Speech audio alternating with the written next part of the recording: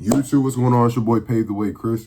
Ooh, and I'm back with another video. And today we will be talking about the Knicks and the Cavs. Like I said, I would not be missing a game for these conference games, even though this video is getting posted out later. Let's talk about the games, y'all. Wow.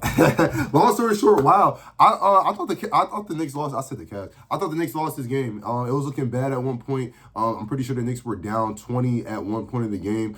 And somehow the Knicks, probably, was it more than that? I just remember the score being, the last score I remembered before I thought like the game was completely over because I was going somewhere. But it was 93. It was 93 to 76. I thought it was over. You know what I'm saying? The key thing with this game was the Knicks were missing a lot of threes. The Knicks were missing a lot of threes. The Cavs had a lot of turnovers.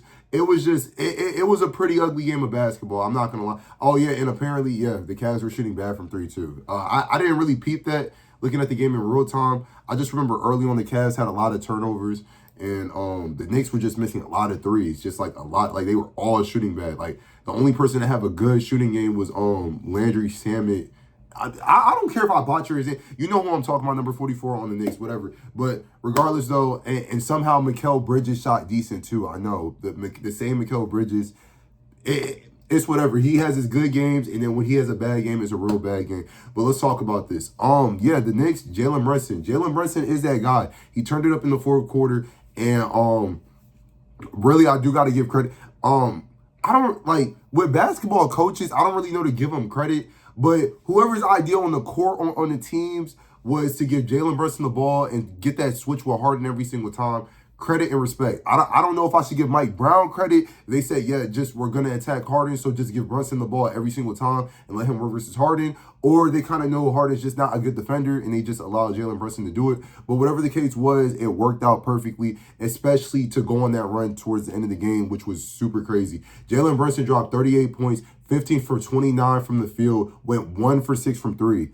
38 points basically off of all true buckets, which were in the mid-range or, you know, floaters or layups. Wow.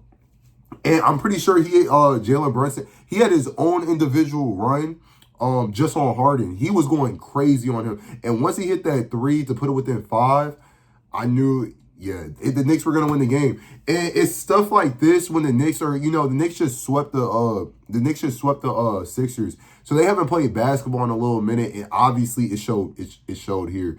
But when they turned it up in that fourth quarter, I feel like, in my opinion, this game just kind of decided the series like that. I know that might sound crazy to say because it is first to 4, and the Cavs, you know, back-to-back Game 7s, and they won, you know, 2 series, won the Game 7. You just can't blow a lead like this. And we seen this with the Pacers last year, right? When you give up a lead, we seen this with the Cavs versus Pacers. Yeah, when you give up such a huge lead or a comeback in a short period of time, it's just like, as an NBA team, you could try to make things seem like it's normal and just like, oh, it's just a new day the next day. That's a costly game. Because even if it's tied 2-2, at that point, you're still thinking in the back of your mind, you could be up 3-1. And then, like, it's too much momentum. You could have took one on the road. And I just feel like you lose the series from this point. You know what I'm saying? Harden's not, and then, like, let's go. I'm not really going to talk too badly about the people on the Knicks. I could go on about Cat missing threes. He's OG and Anunoby playing like garbage, right? They didn't shoot good from 3 as a team. Josh Hart not being able to shoot a proper 3-point shot, whatever, right? But they won the game. So at the end of the day, Jalen Brunson, I mean, we kind of know him for carrying this team at this point.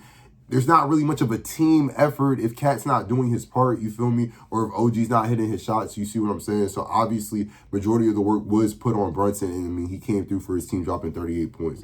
Now let's talk about the Cavaliers. Really just James Harden, because Donovan Mitchell, people got to realize Donovan Mitchell's he's going to show up, and I kind of feel bad for him up until this point because he's kind of proven to be a good player, like a really good player, like an all-star level. He's an all-star. He's already an all-star. Don't get it twisted. But I'm saying, like, Donovan Mitchell is good at basketball. Like, I mean, we could establish this. He's a really good basketball player. You feel me? I feel like he could be in superstar status if given the right team, but he is just, I don't know. He's just dealing with a lot of stuff from Utah to the Cavs. It's just it's a lot on him. You know what I'm saying? Like, even looking at his career, let's just look at his career numbers, because I really do feel bad for Donovan Mitchell, because he's just a great, like, in my opinion, he's a great basketball player. He's been averaging 20 ever since he came into the league. You see what I'm saying? And at a certain point, it's kind of like, how much do you want from him? I haven't felt bad in the bubble when he lost. But let's talk about this game.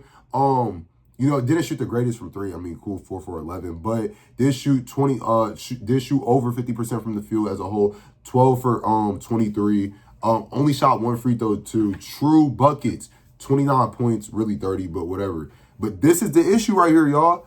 James Harden. It's one. Okay. Like, this is why This is why, like, a lot of Laker fans and Luka fans give Luka a pass. If you're not gonna play defense, you have to drop 30. And that's what Luka pretty much did. And he wasn't that awful of a defender. Now we look at James Harden. James Harden had 15 points last night. By the way, he just came off a terrible Game 7. We know Harden for not playing good at all at any of these Game 7s. He's going to come back in Game 1 and drop 15, 5 for 16, 1 for 8 for 3. 1 for 8 for 3. And then, by the way, I don't know who the Cavs coach is. I don't know why Dennis Schroeder was getting minutes. 1 for 9 from the field. Like, this game should have been closed out. And they were blowing them. Not blowing them. I don't even know if you consider 17 points a blowout, or even 20 points, or whatever, however many points they were up by at a certain point. I don't know if you consider that a blowout. They were up by a lot. They had a 99% chance of winning this game. And for this game to have been a loss on them, it's full accountability. And it's just like, what do you do at this point? What do you do? And what was the coach saying? Bro, you're seeing James Harden literally getting cooked on plays after plays after play. Why are we allowing switches to happen? What are we doing on the sideline? And even at players on the court, why are we allowing this switch to happen? Why aren't we fighting over screens? Why aren't we trying to get these calls to the refs to call a moving screen or something? You know how refs get. Why are we allowing Harden to guard Brunson on consecutive plays so they could go on a run? Accountability. And James Harden, in all his years of playing basketball, he might have been known for going to the playoffs, but it does not mean anything when it comes to performance, when it matters the most. And this is what he's doing for you. 1 for 8 for 3. 1 for 8 for 3. 5 for 16 from the field. Crazy. Everyone else on the team, Evan Mobley was missing threes. But outside of that, Dennis, I'm still confused on the shoulder thing.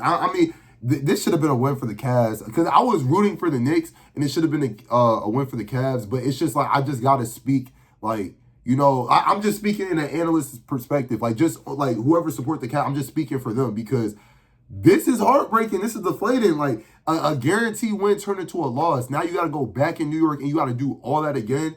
And now the Knicks are warmed up. I don't know at this point with the Cavs. The Cavs are capable of beating the Knicks. Even though the Knicks are up in the regular season when they play versus them 2-1, it is possible for them to beat them. But bad game, 1 loss. Bad game. Losses like this decide the series, in my opinion. But long story short from this, Jalen Brunson's like that. Donovan Mitchell needs help.